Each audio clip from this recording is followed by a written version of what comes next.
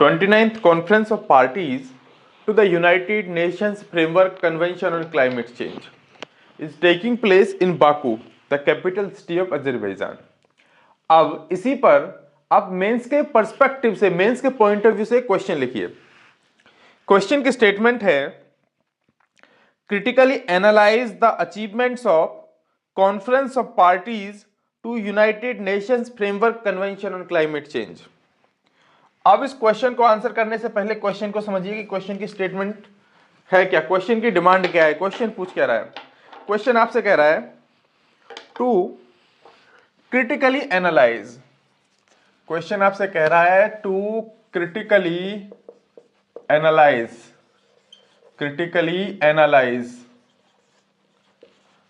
To critically analyse the achievements of Conference of Parties to the United Nations Framework Convention on Climate Change. अब keyword क्या है, keyword है critically analyse. अब critically analyse का मतलब क्या है वो समझो। कि क्रिटिकली एनालाइज का मतलब यह है कि हमको कॉन्फ्रेंस ऑफ पार्टीज को क्रिटिसाइज करना है। सपोज करो अगर कॉन्फ्रेंस ऑफ पार्टीज ना होकर के गवर्नमेंट की किसी पॉलिसी, गवर्नमेंट की किसी स्कीम को क्रिटिकली एनालाइज करने के लिए बोला जाता, पूछा जाता, कहा जाता, तो क्या हम गवर्नमेंट की पॉलिसी को, गवर्नमेंट की स्कीम को क्रिटिसाइज करते? The answer is no. देखो, इस एग्जाम को क्वालिफाई करने के बाद, चाहे यूपीएससी हो चाहे स्टेट पीसीएस हो, एग्जाम को क्वालिफाई करने के बाद क्या है, you have to become a government servant. और किसी भी गवर्नमेंट सर्वेंट या पब्लिक सर्वेंट से ये एक्सपेक्ट नहीं किया जाता कि वो गवर्नमेंट की पॉलिसीज को क्रिटिसाइज करे। तो क्रिटिकली एनालाइज का मतलब क्रिटिसाइज करना तो बिल्कुल नहीं है। जब इसका मतलब क्रिटिसाइज नहीं है तो फिर क्या है वो समझो। अब इस क्वेश्चन में हमसे पूछा जा रहा है कि कॉन्फ्रेंस ऑफ पार्टीज की अचीवमेंट्स को क्रिटिसाइज करो। तो एक तरफ तो आपको अचीवमेंट्स बताने हैं कि कॉन्फ्रेंस ऑफ पार्टीज के अचीवमेंट्स क्या हैं, और दूसरी तरफ उसकी शॉर्टकमिंग्स बतानी है कि कॉन्फ्रेंस ऑफ पार्टीज क्या अचीव नहीं कर पाई और क्यों। अगर आपके पास रीजन भी है तो ये भी बताना कि वो क्यों फेल हो गई अपने उन गोल्स को, अपने उन टारगेट्स को अचीव करने में। तो ये है क्रिटिकली एनालाइज का मतलब। अब हम इस क्वेश्चन के आंसर का फॉर्मेट समझते हैं कि इस क्वेश्चन का आंसर लिखा कैसे जाएगा।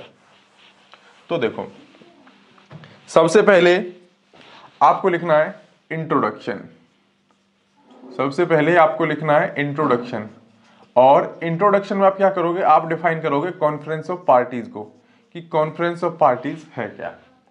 उसके बाद इस क्वेश्चन के आंसर की मेन बॉडी आएगी जिसमें आप लिखोगे उसके अचीवमेंट्स, उसके शॉर्टकमिंग्स, उसके फेलियर्स, और फिर आप लिखोगे कंक्लूजन। और कंक्लूजन में आप सजेशंस दोगे कि ये जो फेलियर्स हैं उनको कैसे ओवरकम किया जाए। उसमें आप क्या दोगे, सजेशंस दोगे कंक्लूजन में। तो जब भी क्रिटिकली एनालाइज आए तो लगभग जो आंसर का फॉर्मेट है इसी तरीके से होगा। आपको अचीवमेंट्स बताने हैं, उसकी शॉर्टकमिंग्स बतानी है, फेलियर बतानी है, वो फेलियर क्यों है ये बताना है, फिर कंक्लूजन देना है, फिर जो भी आपने यहाँ पे फेलियर्स लिखे हैं उन फेलियर्स को कैसे ओवरकम किया जाए। यानी कि आपको अपने आंसर को बैलेंस करना है, लेकिन आपको कभी भी ओपनली क्रिटिसाइज नहीं करना है, और गवर्नमेंट को तो भूलकर भी क्रिटिसाइज नहीं करना है ओपनली। ये तो ये इस क्वेश्चन के आंसर का फॉर्मेट की बात हो गई। अब आता हूं मैं दूसरी बात पे। 26 नवंबर से मैं 2 कोर्सेज शुरू कर रहा हूं हिंदी और इंग्लिश में। जो पहला कोर्स है वो है integrated test series for prelims and mains examination. हम वीकली बेसिस पे प्रीलिम्स और मेंस दोनों की टेस्ट सीरीज सॉल्व करेंगे। दूसरा जो कोर्स है वो है एनसीईआरटी बेस्ड फाउंडेशन कोर्स। दोनों ही कोर्सेज का जो लिंक है नीचे आपको डिस्क्रिप्शन बॉक्स में मिल जाएगा। जो भी स्टूडेंट्स इंटरेस्टेड हैं ज्वाइन कर सकते हैं। नीचे आपको मेरा व्हाट्सएप नंबर भी मिल जाएगा। अगर आपके पास कोई क्वेरी है आपके माइंड में या कोई डाउट है तो मुझसे पूछ सकते हैं। अब हम लौटते हैं इस क्वेश्चन के आंसर की तरफ। तो सबसे पहले हम क्या डिफाइन करेंगे, सबसे पहले हम डिफाइन करेंगे कॉन्फ्रेंस ऑफ पार्टीज की कॉन्फ्रेंस ऑफ पार्टीज है क्या। लेकिन कॉन्फ्रेंस ऑफ पार्टीज को समझने के लिए हमें जाना होगा 1992 में। कहां पे, Rio de Janeiro Brazil. 1992 Rio de Janeiro Brazil. अब 1992 में रियो डी जेनेरियो ब्राजील में एक समिट हुई थी जिसका नाम था United Nations summit conference, United Nations summit conference on environment and development, on environment and development. अब इस समिट में एक ट्रीटी को अडॉप्ट किया गया था। 1992 में ब्राजील के डी जेनेरियो में एक समिट हुई थी, उसका नाम था United Nations summit conference on environment and development. अब इस समिट में एक ट्रीटी को, मल्टीलेटरल ट्रीटी को अडॉप्ट किया गया था और उस ट्रीटी का नाम है United Nations framework, United Nations Framework Convention on Climate change, convention on Climate Change. अब ये जो मल्टीलेटरल ट्रीटी अडॉप्ट की थी हमने 1992 में, वर्ल्ड कंट्रीज ने जो ये मल्टीलेटरल ट्रीटी अडॉप्ट की थी 1992 में, इसके मेंबर कंट्रीज की जो एनुअल मीटिंग है, इसके मेंबर्स की जो एनुअल मीटिंग है उसको बोलते हैं हम कॉन्फ्रेंस ऑफ पार्टीज। और इसके अगर मेंबर्स की बात करें तो 198 मेंबर्स हैं, जिसमें से 197 कंट्रीज हैं प्लस 1 यूरोपियन यूनियन। ये यानी कि United Nations Framework Convention on Climate change के मेंबर्स की जो एनुअल मीटिंग है उसको हम बोलते हैं कॉन्फ्रेंस ऑफ पार्टीज। ये इतना इजी है, समझ में आ गया होगा, क्लियर हो गया होगा इसका कंसेप्ट। तो इंट्रोडक्शन तो मैंने बता ही दिया, लिखना क्या है आपको इंट्रोडक्शन में, बस इतना ही लिखना है that the conference of parties is an annual meeting of the members of the United Nations Framework Convention on Climate Change, an international agreement signed in 1992 which provided a basis for climate change negotiations। अब बात आती है इसके achievements की कि conference of parties के achievements क्या हैं। Achievements of Conference of parties, achievements of Conference of parties. देखो जब भी इसके अचीवमेंट्स की बात होगी तो आपको चार चीजें लिखनी है। पहला लिखना है आपको COP थर्ड में हमने क्योटो प्रोटोकॉल जो अडॉप्ट की थी, क्योटो प्रोटोकॉल। फिर है आपका COP 21 में हमने साइन किया था पेरिस एग्रीमेंट। उसके बाद COP 26 ग्लासगो पैक्ट। और चौथे नंबर पर है COP 28 loss and damage fund. ये इसके अचीवमेंट्स हैं जो आपको लिखने हैं। अब हम बात करते हैं क्योटो प्रोटोकॉल की। देखिए जो सबसे पहला और मेजर जो अचीवमेंट था वो आया था इसका क्योटो प्रोटोकॉल के फॉर्म में इन 1997 इन क्योटो। अब क्योटो प्रोटोकॉल जो इंटरनेशनल ट्रीटी है उसने डेवलप्ड एंड इंडस्ट्रियलाइज्ड नेशंस पे ऑब्लिगेशंस रखी कि वो अपने एमिशंस को कट करें बाय असाइन अमाउंट। लेकिन क्योटो प्रोटोकॉल लॉन्ग रन में काम नहीं कर पाई। क्यों? Because it was opposed by the wealthiest and the powerful countries of the world. United States जो कि एक मोस्ट पावरफुल कंट्री है वर्ल्ड की, उसने इस प्रोटोकॉल को साइन तो किया लेकिन कभी रेटिफाई नहीं किया। फिर दूसरा मेजर अचीवमेंट्स मिला 2015 में एट COP 21 जब पेरिस एग्रीमेंट पास हुआ। और पेरिस एग्रीमेंट की जो स्टेटमेंट थी वो ये थी कि ग्लोबल टेम्परेचर को प्री इंडस्ट्रियल लेवल से 2 डिग्री से ज्यादा नहीं बढ़ने देना है, 2 डिग्री से नीचे ही रखना है और कोशिश करनी है उसमें भी कि 1.5 डिग्री सेल्सियस से नीचे ही रहे जो ग्लोबल टेम्परेचर है as compared to pre industrial level. ये हमारे पेरिस एग्रीमेंट की, ये हमारा COP 21 का अचीवमेंट था।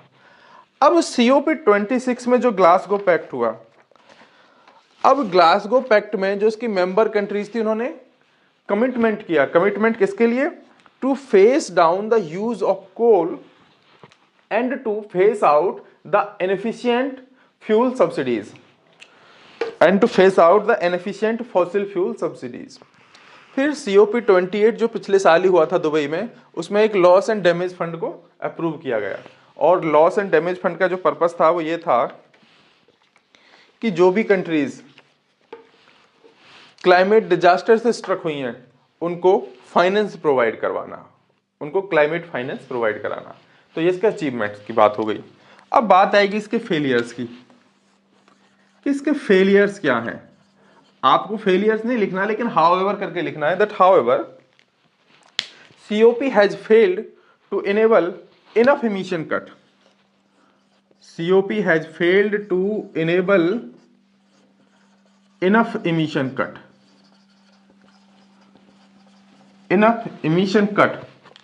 to put the planet on a pathway to meet the 1.5 or 2 degree Celsius targets.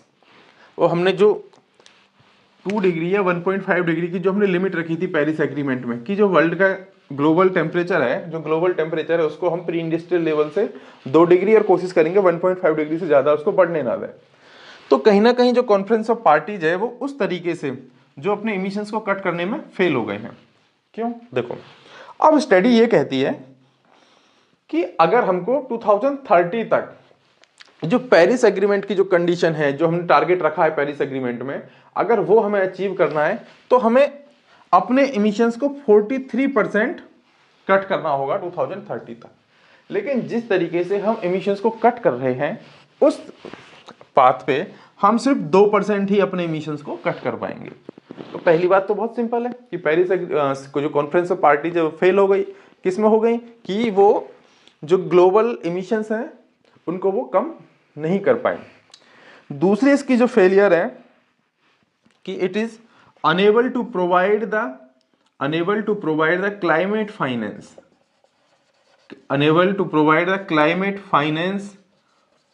To developing countries. देखिए, क्लाइमेट फाइनेंस को समझो। क्लाइमेट फाइनेंस का मतलब क्या है कि क्लाइमेट चेंज को अडॉप्ट करने के लिए और क्लाइमेट चेंज के इंपैक्ट को मिटिगेट करने के लिए जो फंड चाहिए उसको बोलते हैं क्लाइमेट फाइनेंस। अब ये फंड कौन देगा? ये फंड मूव करेंगी डेवलप्ड कंट्रीज। क्यों? क्योंकि प्रोपोर्शनेटली वो ही रिस्पॉन्सिबल हैं, जो ग्रीन हाउस गैस इमिशन उन्होंने ही सबसे ज्यादा किया है। तो वो मूव करेंगी डेवलपिंग कंट्रीज को, जिससे कि वो क्लाइमेट चेंज को अडॉप्ट कर सकें, उसके इंपैक्ट को मिटिगेट कर सकें। लेकिन यहां पर भी जो कॉन्फ्रेंस ऑफ पार्टीज है वो फेल हो गई। Even that is unable to provide the climate finance to developing countries. 2009 में मैं एग्जांपल के लिए बता रहा हूं कि जो वेल्थिएस्ट कंट्रीज थी उन्होंने ये कहा था कि 2020 के बाद से वो डेवलपिंग कंट्रीज को $100 बिलियन प्रोवाइड करेंगी क्लाइमेट एक्शंस के लिए। But they fail to deliver on their promise. अब बात आएगी कंक्लूजन की। अब कंक्लूजन में क्या लिखना है? तो देखिए, कंक्लूजन में आपको ये लिखना है कि जो COP29 है जो अभी हो रही है उसका जो एजेंडे पे मेन क्या होना चाहिए? Climate finance. उसके एजेंडे में मेन होना चाहिए क्लाइमेट फाइनेंस। और अभी हम रिसेंटली बात करें तो now parties are negotiating new collective quantified goal.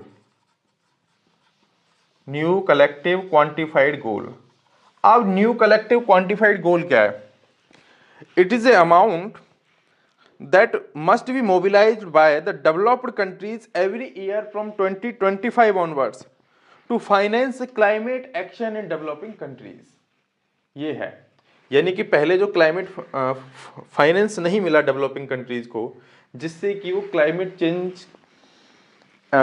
Actions नहीं ले पाए, तो वो फिर से उस एक्शन को ले सकें,